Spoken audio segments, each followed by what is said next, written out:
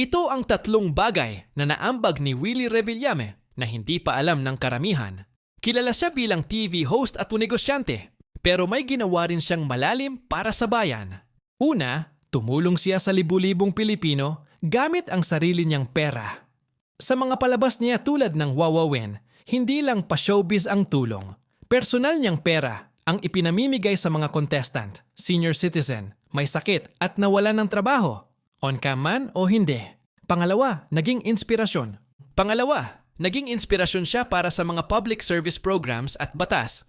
Dahil sa malaking epekto ng kanyang public service style shows, may mga mambabatas na gumamit ng format niya bilang inspirasyon sa paglikha ng mga programang may ayuda system, tulad ng panukalang batas na magbibigay ng tulong pinansyal sa low-income families.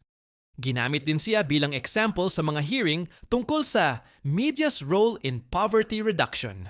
Pangatlo, nagbigay siya ng trabaho gamit ang sariling production company.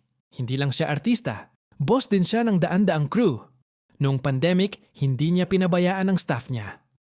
Patuloy silang binigyan ng sweldo kahit walang live show para lang makaraos. Sa dami ng naitulong ni Willie Revillame, sa tingin mo, dapat ba siyang pasalamatan ng bayan? O dapat ba siyang bumalik sa TV? I-comment ang opinion mo at i-follow mo ako para sa iba pang kwento ng public figures na may puso para sa masa.